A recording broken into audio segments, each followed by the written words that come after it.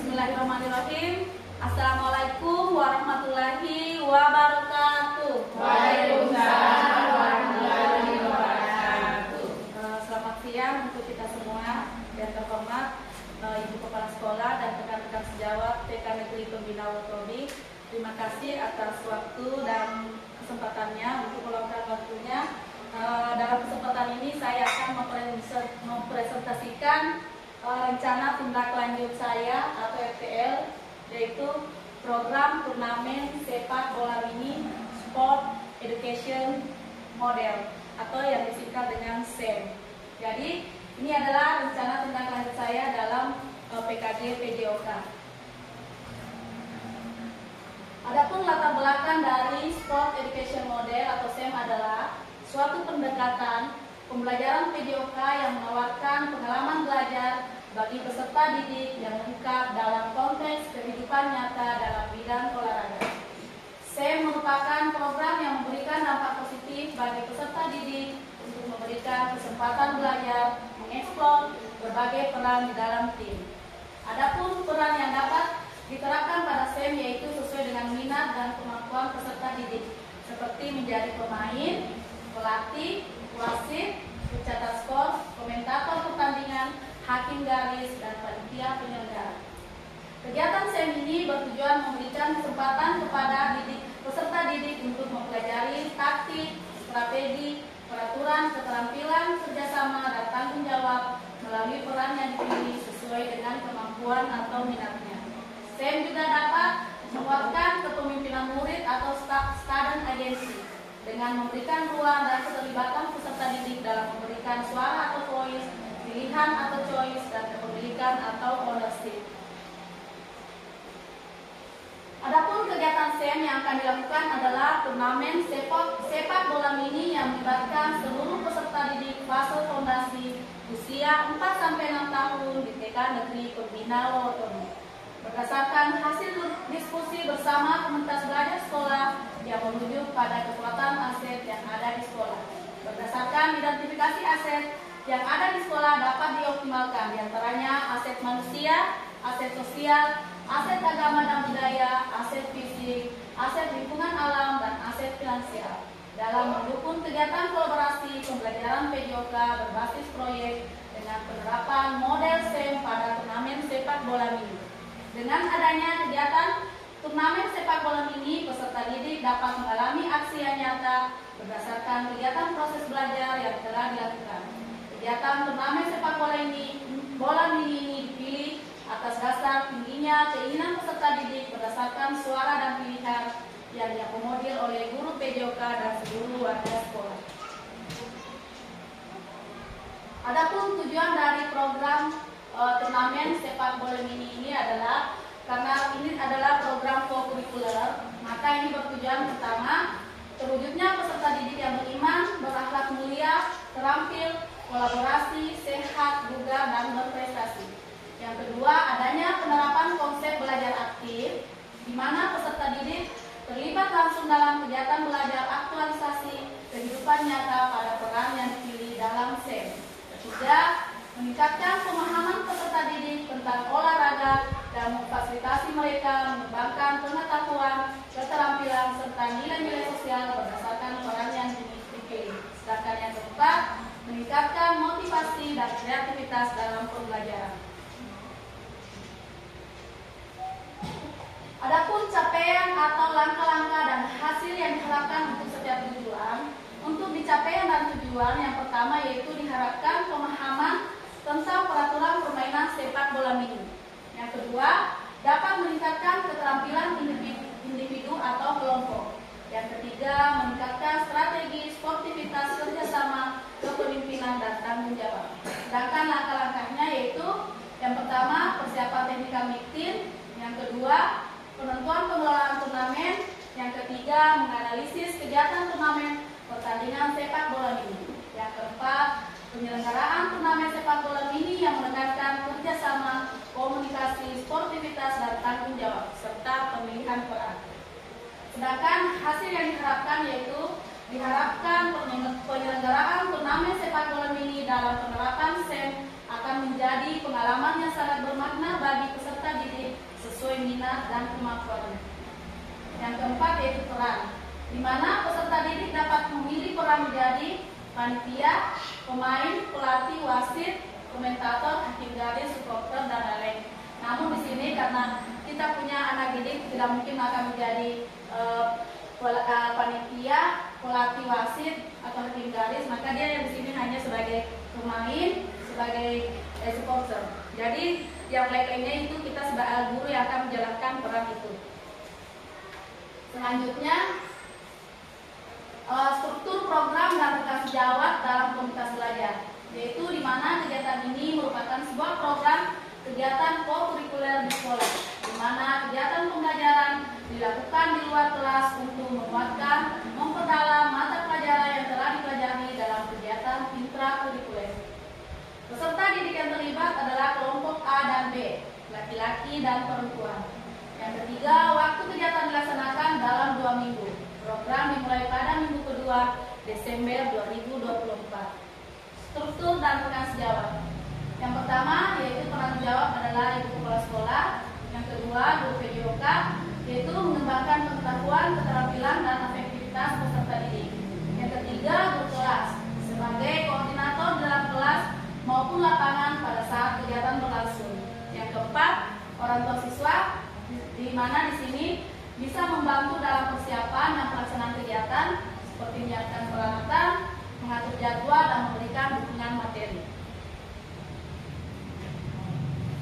Pernyataan tentang kapasitas yang dimiliki kelas atau sekolah, yaitu yang pertama, sekolah memiliki kepala sekolah dan guru yang profesional sesuai dengan kualifikasi akademiknya. Yang kedua, peserta didik kelompok A dan B yang berjumlah 147 orang. Masing-masing kelas sesuai minat dan bakatnya berperan untuk pemain, supporter, dan lain-lain. Yang ketiga, sekolah memiliki aula yang cukup luas sehingga dapat menunjang kegiatan. Yang keempat, sarana dan prasarana yang cukup memadai sehingga dapat dipergunakan sesuai dengan kebutuhan. Rencana evaluasinya yaitu tahapan-tahapan implementasi SEM dalam pembelajaran akan dievaluasi. Untuk evaluasi keseluruhan akan dilakukan pada akhir kegiatan, yaitu evaluasi dan refleksi penerapan SEM. Adapun yang akan dievaluasi sebagai berikut. Yang pertama yaitu tujuan pembelajaran, pencapaian tujuan pembelajaran dalam SEM. Kedua, umpan balik dari peserta didik, pengalaman dan pembelajaran SEM. Yang ketiga, evaluasi kinerja di dalam kelompok atau tim. Keempat, evaluasi penerapan sportivitas atau pipeline. Yang kelima, evaluasi manajemen kelas dan pengelolaan waktu keaktifan peserta didik sesuai dengan perannya. Dan yang terakhir, refleksi dari guru, perencanaan, pelaksanaan, dan pengelolaan SEM. Adapun kemungkinan tantangan, yang pertama yaitu pengelolaan waktu. Jadwal yang padat dan keterbatasan waktu dapat mempengaruhi kegiatan. Yang kedua, faktor alam atau cuaca karena kegiatan dilakukan di luar.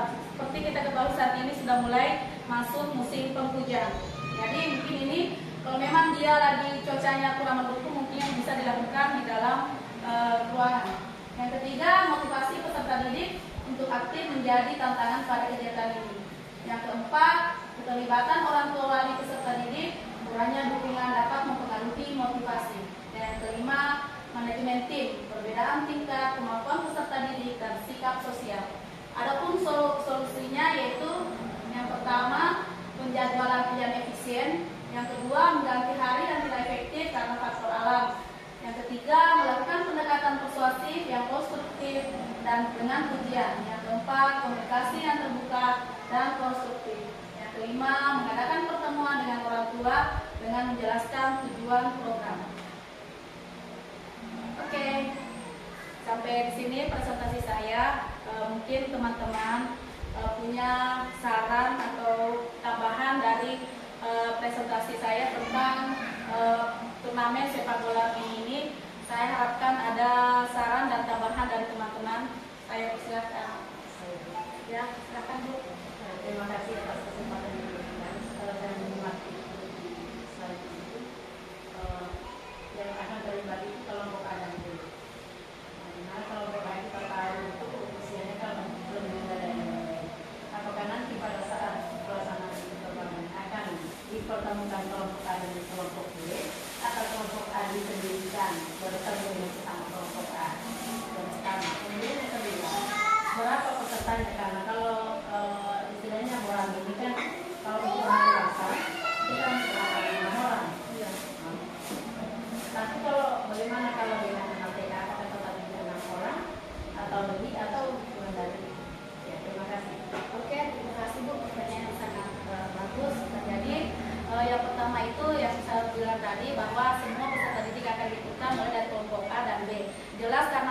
mereka otomatis juga maksudnya fisik mereka sudah jelas berbeda.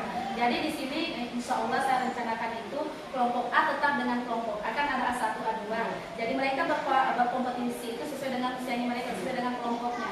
B dengan B juga sesuai dengan usianya mereka. Jadi A tidak akan berkompetisi dengan B, tapi di B ini mereka akan berkompetisi dari B1 sampai B8, A1, A2 dan A3. Jadi sedangkan untuk jumlah pesertanya itu 1 sampai 6. Jadi maksimalnya itu 6. Boleh lebih boleh kurang dari itu 1 sampai 5 tergantung dari kesepakatan nanti kita kalau di technical meetingnya. Oke, terima kasih Bu. Teman-teman yang lain, siapa tahu ada masukan dan saran lagi sebelum ya. Ya, setelah saya melaksanakan